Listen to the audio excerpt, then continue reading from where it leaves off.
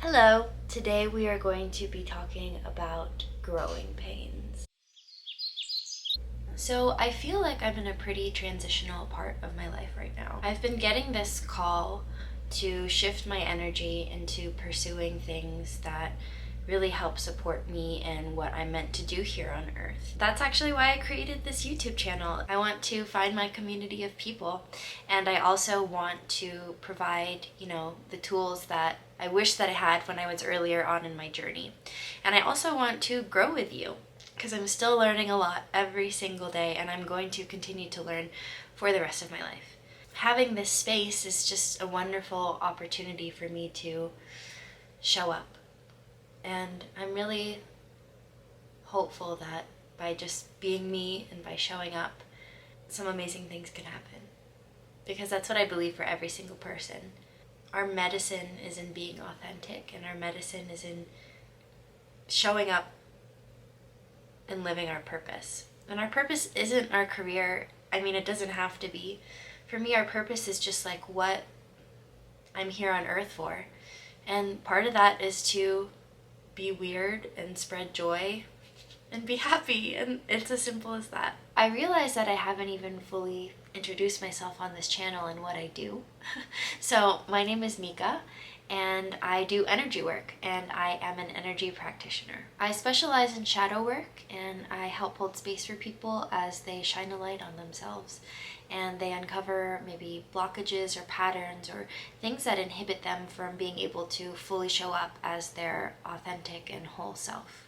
I would say that I've had two awakenings, one in 2016 and the other in 2018.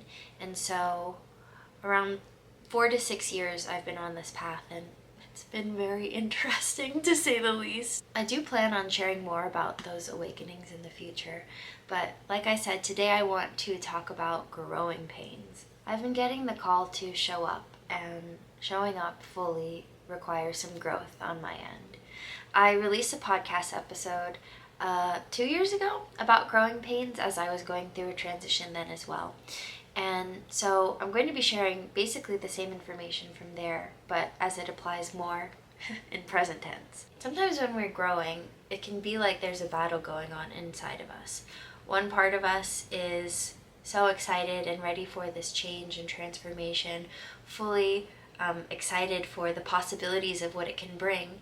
And then we have another part of ourselves that is scared and wants to stay safe and wants to protect ourselves by not changing at all. And so what I've realized with growing pains is that both of these feelings are absolutely valid. Both of them want what's best for us. The excited part wants to see how far we can go, wants to see us blossom and be in bloom. And this part believes that we need to be protected, right? And wants to keep us free from the possibility of getting hurt. And so our job is to honor both sides of the coin and see that no one's wrong. No one's, out to get us. No one's sabotaging us. These are just feelings that exist, and it's okay to feel that way. And so we get to hold space for both of these emotions and see what they need, honor their needs, honor them for what they're showing up for us as, and then integrate them so we can move forward together. I realized that it's easy for a lot of people, and what we usually do is we honor the part of us that is excited and wants the growth, and we only listen to that part. But when we only listen to the part that's ready to charge ahead, we can tend to neglect the part of us that doesn't fully feel safe in being able to move forward with you. And so what this part does, it just usually becomes scared, and it becomes louder until we listen to it. This can feel like a nagging sensation at the back of your head, like maybe I'm not good enough, or it can show up in a ton of different ways. But basically, when we only listen to the side of us that's ready to transition, this part can feel really neglected, and it can try and pull you back until you listen to it.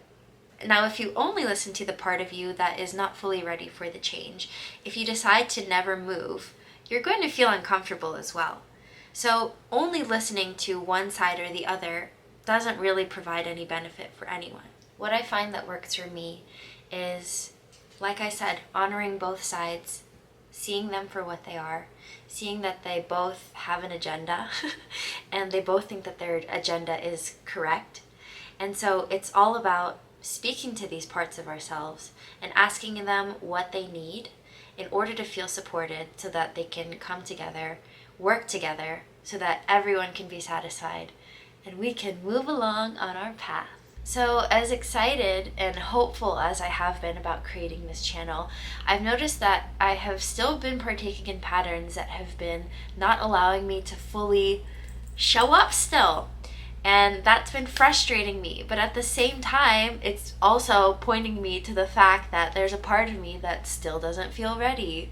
Surprise! And so again, I've been taking this time to really dedicate to understanding myself and to understanding why this is coming up again, and to listen to what I need to do in order to love myself more so that this process feels supportive. And so this process is something that I can continue to do and feel good about. And so I partook in an energy work session that helped me connect to the part of myself that was holding myself back still. And so I'm going to insert the footage next to show you kind of what happened from that. So I just got out of a healing session and it was really intense. The area that I wanted to work on was me having more discipline in my actions so that I can align myself with my dreams and my highest self. Because lately I've been feeling a lot of resistance to just doing the work that I know I should be doing. I've been really addicted to my phone lately, and I've noticed how long I spend just mindlessly scrolling and numbing myself. I have been distracting myself from feeling life. I've been distracting myself from experiencing life. And I know that there's a part of me that's trying to numb myself out from feeling these big feelings. And so, to the internet I go. I just did a healing session with an energy practitioner. That energy practitioner being my mom. I'm very lucky in that regard. But basically, I approached her with the prompt, the focus on wanting to find the root of why I've been in so much resistance to having discipline in carrying out my plan and doing the steps to follow my dreams and follow the call of my soul right now. I have these huge moments and bursts of inspiration.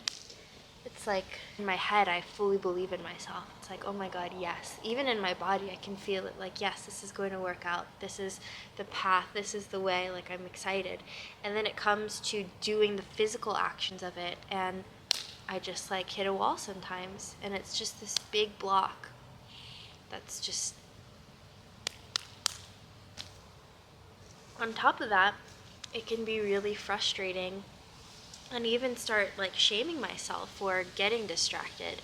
And so on top of the cycle of not doing what I know I'm supposed to be doing, I feel guilt and shame for not doing it, which lowers my vibration even more. So I'm almost stuck in this puddle of caca. Anyways, my healing session was really deep, and it was really sad. It was really sad. What we were able to uncover is that I've felt like an outsider for a very long time now. And in this lifetime, a period that it really came to fruition was at the age of 4. At the age of 4, I began feeling like an outcast and feeling really sad and ashamed about feeling different, like I never fully belonged. And when she said age 4, all of these memories came back to me of me starting kindergarten and me just never feeling like I was enough. And it brought tears to my eyes because I was just looking at pictures of myself as a child and I was thinking how cute I was. And then to realize that even back then I was struggling with so much pain and so many big feelings. I just wanted to give myself a hug. And so I did. But when I was in kindergarten, I remember that I just felt different from other people, and not in like an edgy way. I just felt like nobody really liked me. I felt like there was something wrong with me at that age. And I think I created a lot of stories around myself because of that. And so I had these walls up and guarding myself because I wanted to protect myself from the disappointment that I was expecting to be met with by other people.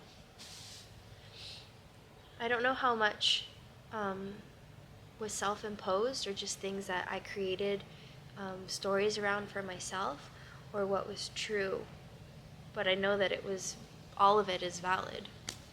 I felt really different because my parents were divorced, and all of my friends were beautiful Caucasian girls with big houses. And at that time, my mom was a single mother. We lived in a small condominium. My dad didn't live with us, and I felt ashamed at that point. At 4 years old, I was feeling ashamed for being different. I genuinely thought that because I was brown, I was poor. And I know it's so fucked up to say that out loud, but it's the truth. I thought that my skin color was the reason why we were poor, and why I wasn't good enough, and why I would never be as cool or as pretty or as open-hearted as my white friends. And I've done a lot of work around healing this, and even coming to the realization that I've created these, thought forms and patterns in my life to either confirm or deny that story that I've told myself. But it's just interesting that even after all this work, there's still layers to it, and there's still parts of me that are really asking for more love. I think sometimes it can be really discouraging once you've done a lot of work. Like, I think I've done a lot of work, but maybe I'm just scratching the surface, And so sometimes it can feel discouraging that you've done all this work and it's still not enough, and there's still so much more to learn. And I guess there's a lot of ways to think about it, but even if it can be discouraging at times, there's also the other side of it, which is that there's so much more for me to love. There's so much more of myself for me to hold space for. And in this lifetime, I get to be present with myself and, go deep and peel these layers down and hold myself. Because I'm just asking to be loved. And I am the person to give that love.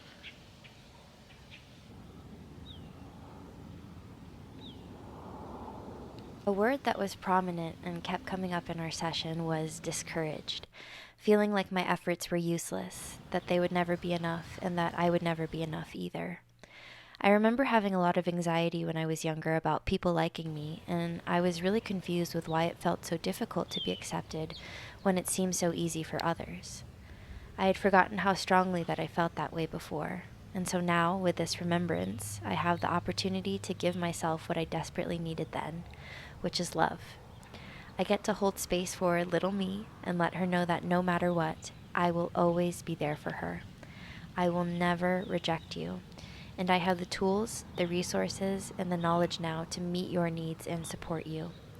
In the case that you ever feel rejected again, I will always have your back, and you will never have to be alone. I love you, and I got you. Those videos were pretty intense. I was feeling a lot of emotions after my session. It's been 3 days since then, and I feel like I've been able to integrate the lessons that I've learned from that session in a much deeper and wholesome way. Actually, right after that session, I felt even worse, which is typical. It tends to happen because we kind of are not used to feeling these things or having these realizations. But the next morning I woke up and I felt a lot more sure-footed in how I wanted to move forward. Something that has helped me approach life in a really awesome way is just asking myself, what parts of me need more love. And sometimes it can take a little more digging or a little more flashlighting to really uncover, the layers of what's going on. But even a daily practice of where do I need more love? How can I love myself more? Where can I show up for myself? What is my soul asking of me? It's such a beautiful thing to do. It is my sincere hope for all of you to receive exactly what you need in order for all parts of you to be able to integrate and allow you to come together so that you may fully be seen. I'm wishing you love, I'm wishing you healing, and I'm wishing you the space and resources to do so as well. Thank you so much for joining me for this video, and I'll see you for the next one. Bye!